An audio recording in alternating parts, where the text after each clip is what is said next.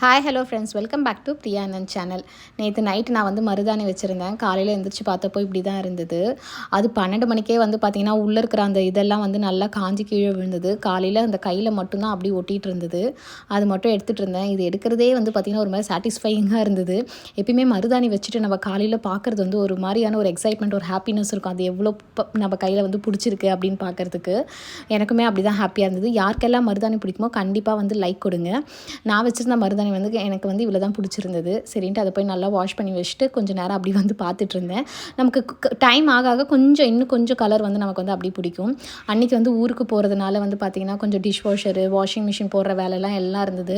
ஏன்னா பொதுவாகவே அம்மா வீட்டுக்கு போயிட்டு வந்தேன்னா அடுத்து ஒரு 2-3 நாளைக்கு எனக்கு வந்து பெருசாக வேலை செய்யணுன்னே தோணாது. அதனால் சரின்ட்டு இருந்த வேலை எல்லாமே முடிச்சிட்டேன்.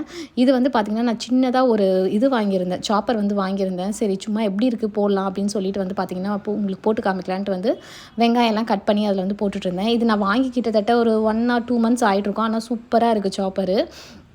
இது வந்து சார்ஜபிள். இது நம்ம சார்ஜ் போட்டுட்டோன்னா அது நல்லாவே நமக்கு வந்து ஒரு 15-20 டேஸ் கிட்டவே நல்லாவே வருது. அதுக்கு மேலேயே கூட வருது. நான் ரொம்ப ஃப்ரீக்வெண்ட்டாக யூஸ் பண்ணுறதில்ல. ஆனால் எப்போயாவது தேவைன்னா இப்போ நம்ம ஒரு வெங்காயம் அரியணும் அப்படின்னா வந்து பார்த்திங்கன்னா இதிலலாம் போட்டுட்டோன்னா சூப்பராக இருக்குது இந்த சாப்பரு. உங்களுக்கு வேணும்னா அமேசானில் வந்து நீங்கள் இன்ஸ்டா கொடுத்தீங்கன்னாவே வந்து பார்த்திங்கன்னா இந்த சாப்பரை வந்து காமிக்கும்.